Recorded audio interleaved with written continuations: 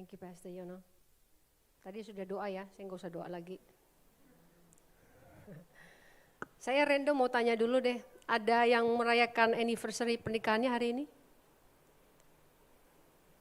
Ya, kalau ada yang bulan ini, Tuhan memberkati pernikahannya. Ada yang merayakan ulang tahunnya hari ini?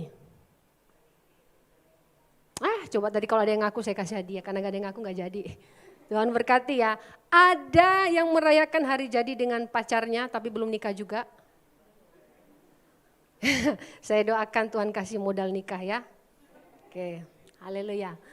Hari ini saya akan share Complicated God. Biasanya kalau saya menulis, saya kan penulis, saya suka kasih judul tuh aneh. Saya suka biasanya kasih judul Tuhan gak jelas. Biasanya kan cowok-cowok yang gak jelas, ngomong cinta gak jelas, mau pacaran gak jelas. Nah ini saya kalau nulis saya akan kasih judul Tuhan gak jelas, Complicated God. Kita seharusnya ngaku ya, sering sekali kita itu menganggap bahwa Tuhan itu sulit untuk dipahami. Tuhan itu so complicated. Saya tidak mau kasih contoh jemaat deh, terlalu sering jemaat jadi contoh ya. Saya kasih contoh pendeta. Ya, mumpung gembala kita nggak ada. Ibu gembalanya ada nggak apa-apa. Suatu kali pendeta ini meninggal dunia ya. Dan di hari yang sama supir bus juga meninggal. Ketika dua-duanya masuk surga. Nah di pintu surga itu ada Petrus. Nah Petrus bilang gini sama supir bus, oh ya Pak supir, rumahnya di sana itu ada mansion, rumah besar, di sana lengkap dengan kolam renang, ada pembantunya, pokoknya semua lengkap di sana, yang mewah di sana. Supir busnya kan merasa, wow ini terima kasih Pak Pet, gitu. Terus setelah pendeta melihat, wih supir bus aja dapat mansion, apalagi saya pendeta. Nah, Pak Pendeta rumahnya di sana. Pendetanya lihat, oh mungkin di belakang rumah itu. Dibawa, loh kok cuma gubuk kecil 3x4. Petrusnya bilang, sini Pak, di dalam ada tempat tidur. Dibuka, loh kok cuma tikar. Pendetanya bilang begini, ini Tuhan ini gak jelas, saya ini kan pendeta. Saya pelayanan beberapa tahun. Seharusnya mungkin kebalik kali ya, Tuhan mungkin kebalik, saya yang di sana, supir busnya yang di sini. Petrus bilang, no, Bapak di sini. Wah Tuhan ini gak jelas nih kalau kasih berkat. Petrus bilang begini, Pak, selama bertahun-tahun Bapak melayani, setiap kali Bapak khotbah, jemaat Bapak tidur. Tapi supir bus setiap hari orang berdoa bertobat mendadak. Dalam satu hari kalau dia trayeknya banyak bisa 500.000 orang bertobat. Yesus tolong kami, Yesus tolong kami. Tetapi Bapak setiap minggu jemaat 100 tidur semua. Paling istri Bapak yang bangun. Supaya enggak dimarahi di rumah. Gitu ya Bu ya. Nah, God is really complicated. Tuhan itu memang kalau pemahaman kita tidak jelas. Saya pribadi berapa kali menceritakan, saya keguguran itu 6 kali, tetapi ada 7 bayi ya, karena yang pertama itu adalah kembar. Saya tidak bisa melihat apa baiknya yang bisa saya pelajari dari sana. Keguguran 1 kali, 2 kali aja orang sudah rasanya kayak,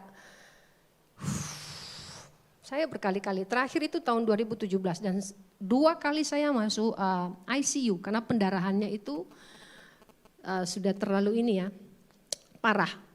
Kalau secara manusia saya melihat bahwa Tuhan itu begitu complicated, saya melayani Tuhan, kenapa saya harus mengalami hal yang seperti ini? Saya tidak melihat ada baiknya. Kemudian ada beberapa teman juga yang waktu corona, di bulan yang sama, keluarganya meninggal dunia. Apa baiknya yang bisa kita pelajari dari sana? God is really complicated. Tetapi mari kita lihat, God is complicated, Tuhan itu gak jelas bagi siapa sih? Pertama adalah for human understanding. Untuk pemahaman manusia, Tuhan itu complicated, Tuhan itu tidak jelas. Banyak dari kita berpikir, Tuhan kenapa pernikahanku sampai hari ini belum juga ada perubahan. Tuhan kenapa pekerjaanku sampai hari ini belum ada perubahan. Kita berdoa dan berharap bahwa Tuhan bisa melakukan sesuatu, menjawab doa kita di hari yang sama. Tetapi God is complicated for human understanding. Pemahaman kita tidak akan bisa mengerti Tuhan. Kenapa kita harus punya mama? Itu ada pertanyaan, mamanya itu teman saya masih ingat itu, namanya Monica. Dia punya mamanya mengalami gangguan jiwa, entah kenapa waktu itu, dan dia bertanya ke saya tidak tahu kenapa mama saya harus mengalami gangguan jiwa, dan waktu itu dia sampai malu ke sekolah. Dan terakhir 2 tahun lalu dia telepon saya, katanya mamanya sudah meninggal. Dan dia bilang, saya malu selama SMP, SMA, dan dia sampai tidak mau kuliah karena dia malu. Mamanya terkenal ya, orang panggil mamamu gila ya katanya. Dia bilang, saya tidak bisa melihat baiknya Tuhan di sana. Bahkan ketika tamat SMA dia memilih untuk bekerja, karena papanya sendiri bekerja tapi tidak sanggup membiayai, dia punya 3 adik. Dia kecewa kepada Tuhan dan dia bilang, kalau Tuhan baik, dia tidak buat mamaku gila. Monica itu teman saya pintar sekali dan dia bercita-cita mau jadi dokter. Akhirnya dia hanya jualan sayur di pasar. Dia tidak bisa melihat apa baiknya Tuhan ketika mamanya harus mengalami hal itu. Mamanya depresi. Setelah dicari tahu ya, mamanya dulu orang punya, cantik, banyak yang suka, dan jatuh cinta kepada papanya Monica yang ternyata tidak kaya, dan itu membuat dia depresi dan akhirnya sakit jiwa. Nah, sakit jiwanya dia membuat keluarga malu, alhamdulillah dia bisa lari kemana-mana, terus dia bisa buka baju di jalan mamanya. Dan biasanya anaknya selalu bawa sarung di tas. Tiap kali sekolah kita selalu tanya, kenapa bawa sarung? Ya kalau ketemu mama di jalan saya harus bawa sarung, nutupin kalau mama buka baju. Karena mamanya bisa lari dari rumah. Kadang-kadang kalau diikat katanya nanti seperti tidak punya hati terhadap mamanya. Nah, di sini kita bisa melihat, for human understanding, kita tidak bisa melihat apa sih yang baik dari hal itu. Kita baca di dalam Yesaya 55 ayat 8-9. Sebab rancanganku bukanlah rancanganmu dan jalanmu bukanlah jalanku. Demikianlah firman Tuhan. Seperti tingginya langit dari bumi, demikianlah tingginya jalanku dari jalanmu dan rancanganku dari rancanganmu. Rancangan Tuhan, ini kan ayat yang sering sekali kita baca, bahkan pendeta sering sekali mengkhotbahkan hal ini. Dalam pengertian manusia kita bisa melihat yang pertama, kasih karunia Tuhan jauh di luar pemahaman manusia. Kadang manusia berpikir seperti ini. Beberapa waktu lalu ada orang mengatakan kepada saya, Bu Florin, kenapa orang jahat matinya lama, orang baik matinya cepat, mending kita jadi orang jahat aja ya. Saya bilang, tinggal pilih toh Bu. Iya benar loh, orang jahat itu gak mati-mati. Tapi orang baik itu matinya cepat. Kita tidak tahu kasih karunia Tuhan, tidak ada yang bisa memahami. Kenapa orang jahat dikasih usia yang panjang, orang baik tidak. Itu pemahaman manusia. Tetapi ketika misalnya orang jahat dikasih usia panjang, itu artinya kasih karunia Tuhan besar, dikasih kesempatan untuk orang itu bertobat. Dan ada juga yang mengatakan bahwa saya tidak paham ya, saya ini sudah memberkati keluarga, saya sudah melakukan yang terbaik untuk keluarga. Tetapi apa yang dilakukan oleh keluarga saya? Mereka menyakiti saya. Tidak ada yang bisa memahami Tuhan. Di dalam Alkitab kalau kita melihat kehidupan Yusuf, sebenarnya Yusuf kan hanya menceritakan mimpinya ya, dia tidak melakukan apa-apa loh. Bahkan dia tidak melakukan hal, tidak tercatat dia melukai kakak-kakaknya. Tetapi ketika proses dia dari masuk penjara terus diganggu tante girang, itu dia tidak bisa melihat loh apa baiknya. Ada orang sih yang suka diganggu tante girang tapi tidak di sini ya, di luar sana. Ya. Nah, dia bisa saja bertanya kepada Tuhan, apa yang bisa saya dapat dari sini Tuhan? Tetapi tidak ada tercatat loh, Yusuf bertanya seperti itu.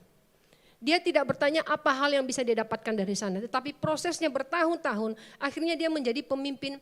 Bisa dikatakan sebenarnya dia nomor 1. Bedanya dengan Firaun adalah Firaun hanya nama saja, tetapi semua keputusan diambil oleh Yusuf.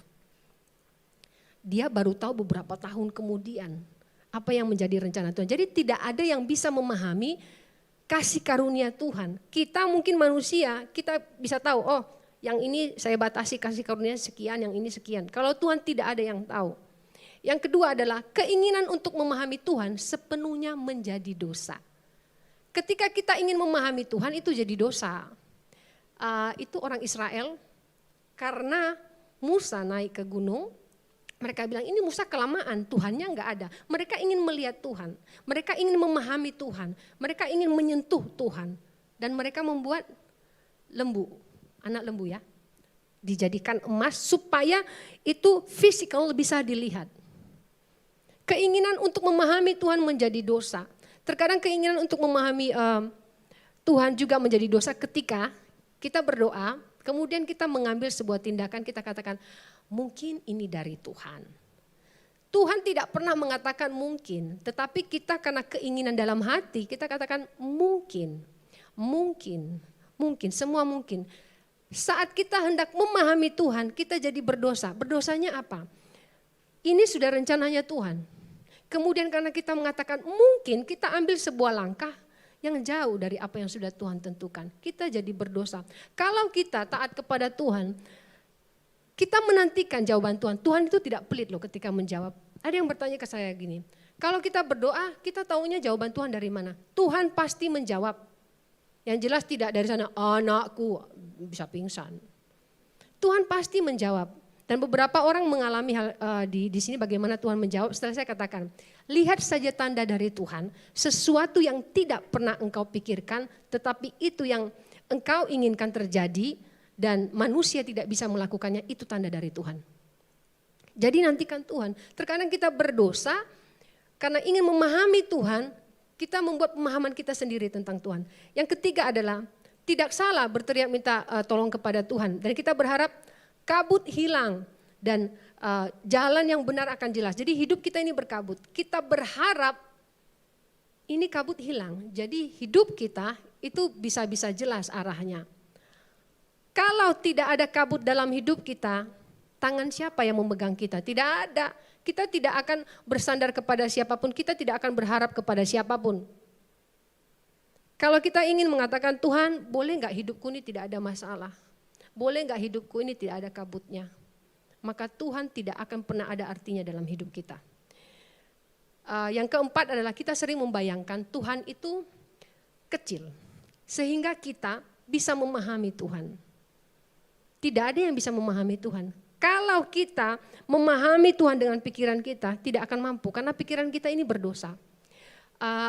Itu ada namanya maze, labirin ya namanya, bahasa Indonesia. Maze ya ini.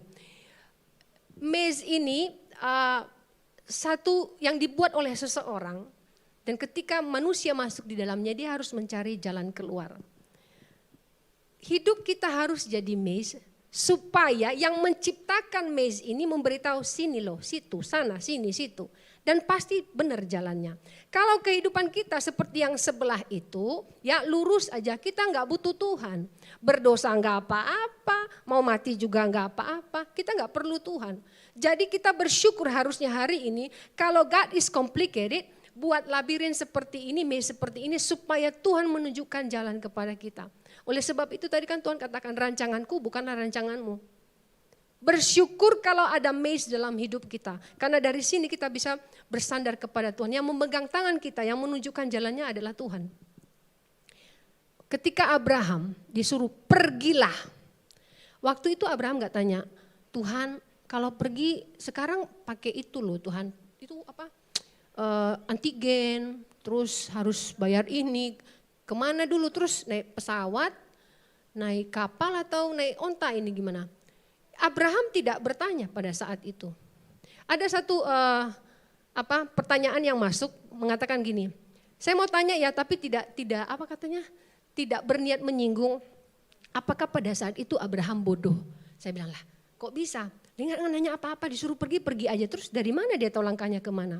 Saya katakan ketika kita melangkah ada Roh Kudus yang menuntun. Saat kita bersandar kepada Tuhan. Jadi hari ini jika pernikahan Anda terus mendoakan di dalam nama Yesus, Tuhan akan mengarahkan pernikahan itu. Tapi kita tidak tahu loh kapan waktunya Tuhan tiba di Kanaan untuk pernikahan Anda. Yang saat ini bergumul untuk pernikahan, saya katakan kepada Anda, God is complicated, yes, for your understanding. Tetapi ketika terus berdoa, Tuhan yang akan menuntun dengan Roh Kudusnya hingga pernikahan Anda dipulihkan. Amin. Yang kedua, God is complicated. God is complicated buat siapa? For earthly wisdom. Jadi hikmat duniawi ini tidak akan bisa memahami Tuhan. Hikmat duniawi ini punya cara berpikir sendiri, perspektif sendiri. Sedangkan kalau bicara tentang Tuhan, apa yang bisa Tuhan lakukan, nobody can understand. Ya, Yakobus 3 ayat 15. Itu bukanlah hikmat yang datang dari atas, tetapi dari dunia, dari nafsu manusia, dari setan-setan. Hikmat berarti ada dua ya, dari Tuhan, dari setan. Yang mau hikmat dari Tuhan, angkat tangan. Nah, tapi saya katakan, when you pray, God give me wisdom, Tuhan berikan aku hikmat. Tuhan kasih masalah. Loh, Tuhan saya minta hikmat. Tuhan bilang lah, kalau kamu bisa menyelesaikan masalah ini, you find solution, you got the wisdom. Ketika kita bisa menyelesaikan masalah itu bukti bahwa kita telah menemukan hikmat itu. Kita telah menerima hikmat itu. Jadi kalau meminta hati-hati dulu, pikir dulu, jangan yang enak. Jadi ketika minta hikmat, kita dikasih problem sama Tuhan, so we can have the solution. When you can make the solution, means that you get the wisdom. Artinya kita sudah dapat wisdomnya dari Tuhan. God, give me courage. Tuhan, berikan aku keberanian. Tuhan kasih danger. Minta keberanian kok Tuhan kasih danger. Supaya kita bisa melaluinya, artinya kita sudah punya courage itu. Ada enggak yang bersaksi, saya sudah sembuh kalau tidak sakit? Sakit dulu baru sembuh. Jadi kalau berdoa, lihat bahwa proses Tuhan, apa yang Tuhan lakukan itu tidak sama, tidak sejalan dengan hikmat yang kita miliki. Yakobus 3 ayat 17 ya. Tetapi hikmat yang dari atas adalah pertama-tama murni. Hikmat dari atas itu murni, selalu mendatangkan damai sejahtera. Selanjutnya pendamai, peramah, penurut, penuh belas kasihan dan buah-buah yang baik, tidak memihak dan tidak munafik. Buah-buah yang baik. Orang yang punya hikmat itu tidak ngeyel. Benar ya? Saya mau kasih contoh lagi, pendeta lagi aja. Enggak usah jemaat. Jadi ini pendeta ngeyel. Ini pendeta baru pulang dari gereja, ya. Dia nyetir pulang. Waktu di jalan dia nyetir itu kekencengan. Ada polisi di jalan menghentikan dia. Dia berhenti. Ternyata polisi ini jemaatnya. Dia bilang gini, oh Pak polisi kok tadi tidak ke gereja? Oh hari ini saya tugas. Maaf Pak pendeta, saya mau tanya, ini tadi mobilnya terlalu kenceng. Oh saya buru-buru, setelah ini saya ada pelayanan lagi. Oh tapi tadi mobilnya zigzag loh Pak pendeta. Oh itu mungkin karena saya terlalu banyak mikir tadi ya. Oh terus polisnya, bau alkohol ini Pak pendeta. Oh masa? Terus si polisinya lihat ada botol di dasar mobilnya. Itu ada botol. Oh, he did it again. Tuhan Yesus melakukan lagi mujizat seperti di Kana. Sebelumnya air putih ini. Pendetanya bilang, ini tadi air putih. Nah, si polisi bilang, oh labelnya juga tadi anggur ya Pak ya. Tadi labelnya enggak anggur, tulisannya tadi air putih. Setelah Tuhan kasih mujizat jadi anggur. Ngeyel pendetanya, mabuk ya. Padahal itu jemaatnya. Terkadang ya kita tidak bisa jadi contoh. Kita merasa dengan jawaban-jawaban kita sudah berhikmat. Dengan apa yang kita lakukan kita sudah berhikmat. Contohnya, mari kita bedakan dulu ya. Apa perbedaan hikmat dunia, earthly wisdom and godly wisdom? Perbedaannya, kalau hikmat duniawi itu mengandalkan perasaan dan emosi. Nah, hikmat dunia selalu mengatakan always follow your heart. Ya, follow your heart ya katanya. Sedangkan di dalam Yeremia 17 ayat 9 berkata, betapa liciknya hati. Lebih licik daripada segala sesuatu. Ayo, hatinya sudah membatu. Ini batu ginjal ya. Hatinya sudah membatu. Siapakah yang dapat mengetahuinya? Jika Yeremia berkata bahwa hati aja bisa licik, jadi don't follow your heart. Yang kita follow siapa? Gak ada yang tahu. Yang kita follow bukan Instagram loh ya. Yang kita follow siapa? Tuhan Yesus dong. Kalau hikmat duniawi katakan follow your heart. Kalau godly wisdom itu mengatakan merefleksikan Tuhan dan kuasanya. Jadi setiap perbuatan kita itu merefleksikan Tuhan, merefleksikan kuasa Tuhan. Di dalam Yohanes 20 ayat 29 dikatakan, Karena engkau telah melihat aku, maka engkau percaya. Berbahagialah mereka yang tidak melihat, namun percaya.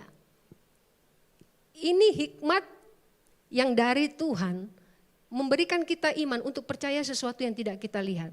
Saya mau kasih contoh, beberapa dari kita itu merasa ini hikmat dari Tuhan.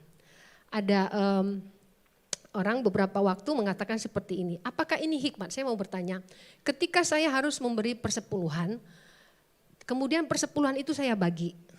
Saya kasih untuk diakonia, kemudian saya kasih untuk ini, untuk ini, untuk ini. Saya bilang seperti ini, memberi itu sebenarnya persepuluhan. Kalau kita lihat persepuluhan memang ya, saya tidak mau mengatakan juga Anda harus bayar persepuluhan, tidak. Di perjanjian lama kan dikatakan bayarlah persepuluhan, di perjanjian baru ada nggak Tuhan Yesus ngomong? Tidak ada, tapi Tuhan Yesus bilang jika punya 2 baju, yang satu dikasih ke yang lainnya, artinya 50% malah ya. Nah, tetapi ketika bicara memberi, itu bukan hikmat. Kalau mau kasih persepuluhan itu bicara komitmen Anda. Kalau mau kasih buat diakonia itu artinya kegerakan Anda. Tetapi bukan hikmat ketika Anda bilang ini, tidak. Kalau mau ikut firman Tuhan bilang persepuluhan berarti 10%. Kalau mau komitmen dengan firman Tuhan. Berbeda kalau Anda bilang, oh saya mau kasih di tempat lain, ya silakan. Tetapi bukan sebuah hikmat ketika Anda mengatakan persepuluhan bisa dibagi. Karena tidak ada ayatnya mengatakan persepuluhan bisa dibagi. Buat beli apa? Buat diakonia, buat orang miskin, buat ini, buat itu, tidak ada ayatnya. Itu bukan hikmat ya. Kalau mau memberi silahkan. Tetapi jangan katakan bahwa ketika firman Tuhan diubah-ubah sedikit itu adalah hikmat. Kemudian minggu lalu ada seorang ibu mengatakan ke anaknya, ya sudah kamu cerai saja. Suamimu sudah berapa tahun tidak membiayai keluarga, bahkan tidak melakukan perannya sebagai suami. Buat apa kamu hidup dengan dia? Bagi mamanya ini adalah hikmat. Karena dia bilang daripada anakku menderita. Ya mereka bukan orang yang percaya Tuhan.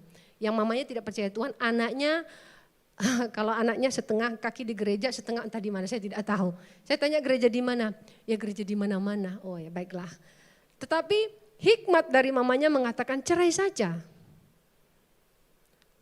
Kalau hikmat dunia seperti ini dipakai, hari ini berantem dengan suami, itu perceraian terjadi setiap hari. Ya. Bahkan ada orang tua akan memecat anaknya, kamu tak pecat jadi anak. Karena ada ketidakcocokan. Ada prinsip yang berbeda, ada cara berpikir yang berbeda. Nah, di sini kita memahami bahwa God is complicated with earthly wisdom. Dengan hikmat dunia, kita tidak akan bisa memahami Tuhan. God is really complicated. Tuhan tidak jelas buat hidup kita. Kemudian yang ketiga adalah God is complicated for dead faith. Untuk iman yang sudah mati. Orang yang imannya sudah mati tidak akan pernah bisa memahami Tuhan. You will never understand God. Iman yang mati tidak dapat merasakan hidup di dalam Tuhan. Namanya juga mati.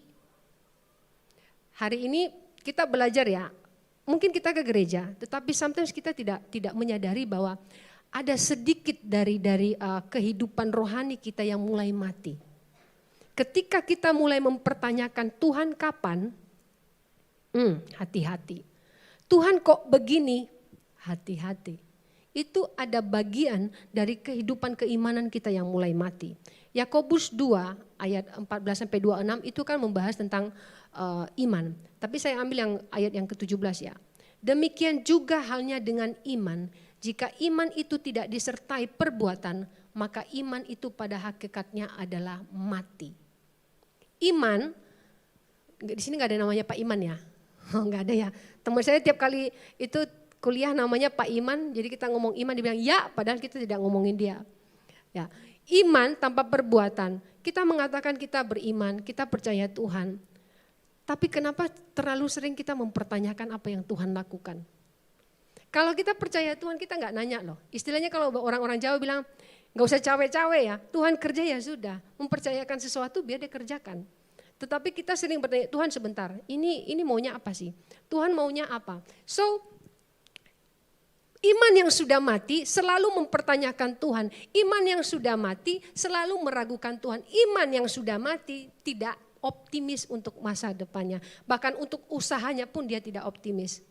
Iman yang sudah mati sebenarnya gini ya, jantungnya itu umpot-umpotan, apakah usahanya ini jalan atau tidak. Yang berbisnis di sini angkat tangan. Hari ini, ya. I do believe you have business with mommy, honey. Awesome. Ya. Hari ini saya akan berdoa buat bisnis Anda. Dan hari ini, pagi tadi saya bangun pagi, saya bilang, Tuhan saya ini mau khotbah complicated God. Kenapa harus berdoa untuk orang yang punya usaha? Tuhan katakan beberapa yang punya usaha, tidak sadar bahwa sebagian dari kehidupan rohaninya mati. Tapi hari ini akan dibangunkan untuk boleh melihat bagaimana usahanya akan diberkati oleh Tuhan. Amin. Amin. Luar biasa Tuhan kita. Nah, ketika iman kita mulai kita hidupkan kembali, kita tidak akan meragukan Tuhan. Tidak pernah mempertanyakan, Tuhan ini saya mau bisnis. Tolong orang itu supaya dia mau bisnis dengan saya. Misalnya ya seperti itu. Atau Tuhan ini saya mau bisnis. Tapi kok semakin hari bisnis saya ini semakin tidak baik ya. Saya tidak melihat tanda-tanda yang baik. Tuhan bilang, saya yang kerja situ yang ribut. Kemarin doa suruh saya handle. Sekarang ributin saya yang kerja. Nah sekarang pertanyaannya, apakah kita mau Tuhan yang bekerja dalam hidup kita atau kita yang suruh Tuhan bekerja? Suruh Tuhan bekerja atau gimana? Tuhan sepenuhnya bekerja ya. Kalau Tuhan sepenuhnya bekerja nggak usah diurus. Tuhan mau kerjakan apapun kita tidak tahu. Yang jelas hasilnya pasti baik. Iman yang hidup itu percaya whatever God will do in your business pasti hasilnya baik. Meskipun hari ini tidak lihat ini baik atau tidak sih. Kemarin ada sebuah kesaksian orang yang saya layani. Dia itu, saya tidak tahu dia ditipu ya. Katanya dia ditipu sekitar 250 juta. Entah ditipu apa. Dan dia harus melunasi itu sedangkan dia hanya bekerja sebagai karyawan biasa. Dan dia bertanya seperti ini, saya sekarang harus keluar dari tempat saya bekerja dan dia harus terpisah dengan keluarganya. Keluarganya ada di Bandung dan dia harus ke Kalimantan kalau tidak salah. Nah, saya tidak tahu dia dapat nomor saya dari mana. Dia bilang dia pernah ikut doa pagi tapi bukan jemaat di sini ya. Dia ikut doa pagi kemudian dia dapat nomor saya. Dan dia bilang begini, tolong doakan saya Bu. Saya bilang saya bisa doakan tetapi imannya Bapak seperti apa dulu. Dan saya bilang seperti ini, ketika berdoa jangan berdoa Tuhan bayar utang saya. Katakan Tuhan lakukan sesuatu, apapun itu. Dia bilang gini, doanya itu saja. Lah iya mau doa apa lagi, mau sepanjang apa? Dan benar saya berdoa lewat telepon, saya bilang Tuhan berkati Pak lakukan seperti apa yang Tuhan kehendaki dalam hidupnya. Dalam nama Yesus, amin. Dia bilang, udah Bu, ya sudah. Oh mau diberkati keluarganya lain gak apa-apa. Oh ya sudah. Dan dia bilang ini doa terpendek yang pernah saya dengarkan. Kenapa? Sebenarnya dari kemarin itu sejak masalah ini saya telepon banyak hamba Tuhan suruh doakan saya panjang. Yang paling panjang malah ada yang 45 menit. Luar biasa doanya. Dia bilang, Ibu saya lihat 1 menit tidak nyampe. Dia bilang, ya saya tidak bisa panjang-panjang doanya Pak segitu aja. Tetapi ketika dia bilang, tapi saya aminkan, apapun yang Tuhan lakukan, apapun yang Tuhan kerjakan, saya percaya. Seminggu kemudian, ada temannya mengatakan, ikut saya ke Kalimantan yuk. Kalimantan apa Sulawesi ya? Dia bilang, ngapain? Ada bisnis. Terus dia tanya begini, apakah bisnis ini hanya sementara atau seterusnya? Ya sementara, tetapi kita bisa mengerjakannya, ada ini bagiannya blablabla. Dia pergi ke sana, dan harusnya jatah mereka untuk berbisnis itu 200 juta dibagi 3. Tetapi entah kenapa setelah sampai di sana katanya pemerintah di sana mempercayakan mereka mendapatkan 1M dibagi 3. Luar biasa ya. 1M dibagi 3 itu hasil bersihnya. 200 juta tadi itu buat bayar utangnya. Sisanya dia punya berapa? 130 something. Itu dia pakai untuk beli rumah, dia nggak pernah punya rumah. Dia buat cicil rumah dan dia punya anak 3, masih kecil-kecil. Dan biasanya katanya kami ini kontraktor, kontrak sana, kontrak sini, pindah sana, pindah sini. Ini mujizat Tuhan, ketika imannya hidup, dia tidak mempertanyakan ngapain Tuhan bawa saya jauh-jauh ke Kalimantan, anak saya masih kecil, saya harus jauh dari keluarga. Tetapi ini cara Tuhan memberkati dia. Kemudian dia bertanya, kalau saya terus ada di Kalimantan Bu, bagaimana keluarga saya? Saya bilang, kalau iman Anda hidup, Tuhan akan mengatur semuanya. Benar, Tuhan mengatur semuanya. Minggu kemarin katanya mereka punya kantor di Bandung akhirnya. Dan dia yang berkantor di Bandung. Tuhan mengatur semuanya. Utangnya terbayar, dia dapat pekerjaan yang baru, dia punya rumah. Meskipun cicil, tapi punya rumah. Jadi yang mau menikah, yang belum menikah, cicil rumah gak apa-apa. Jangan ini pondok mertua. Yang tinggal dengan mertua diberkati Tuhan ya. Bukan berarti tidak boleh, silahkan, tapi jangan lama-lama. Oke. Yakobus 2 ayat 22. Kamu lihat bahwa iman bekerja sama dengan perbuatan-perbuatan dan oleh perbuatan-perbuatan itu iman menjadi sempurna. Setiap orang yang beriman ada perbuatan yang harus kita lakukan yang menunjukkan bahwa kita percaya apapun yang Tuhan lakukan, He is not complicated at all. Tetapi Tuhan kita luar biasa. Tuhan kita tidak complicated ketika kita memakai pemahaman kita sebagai orang percaya. Tuhan kita is not complicated ketika iman kita hidup. Yang mengatakan God is complicated hanya orang-orang yang tidak punya iman. Yang mengatakan God is complicated hanya orang-orang yang tidak bersandar kepada Tuhan. Kalau hidup kita sekarang ini seperti maze, ya seperti tadi itu, biarkan itu terjadi. Kalau hidup kita ada kabut, biarkan itu terjadi. Karena Tuhan memegang tangan kita. Ingat bangsa Israel, tiang awan dan tiang api menyertai mereka siang dan malam. Demikian yang Tuhan lakukan dalam hidup kita. Dalam pernikahan Anda, dalam usaha Anda, in your study, in your business, whatever is that, Tuhan menyertai. Amin. Dan saya percaya hari ini kita bisa belajar bahwa Tuhan kita tidak complicated, tapi Tuhan kita wonderful. Makanya kita selalu nyanyi, God, you're so good, what a wonderful God, what a beautiful God. Karena memang Tuhan luar biasa. Orang-orang yang memiliki iman yang besar akan selalu melihat Tuhan itu luar biasa. Dalam keluarga kita, terkadang kita bilang seperti ini, ada orang-orang yang berdoa seperti ini, God, give me love. Tuhan berikan saya kasih. Saya tidak pernah dicintai. Kasihan yang jomblo-jomblo. Dalam keluarga ada yang sering dibully mungkin atau keluarganya terlalu menekan, memberikan pressure. Dan Tuhan jawab. Ketika Tuhan jawab, Tuhan kasih orang-orang bermasalah dalam hidupnya.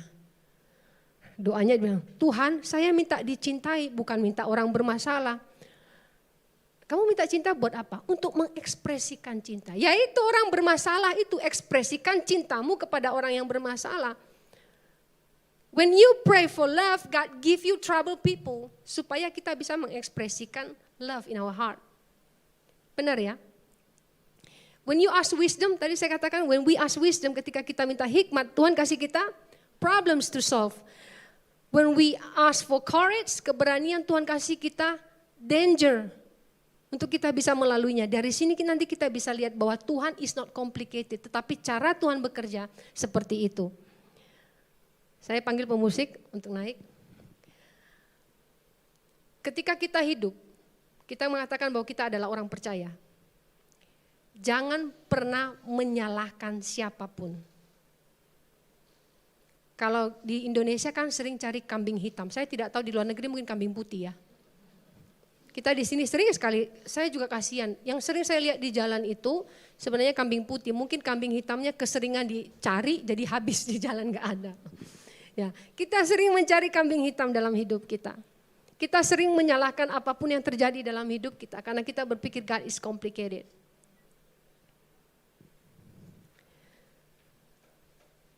Saya akan menutup dengan sebuah kesaksian bagaimana anak saya Archer ini adalah mujizat.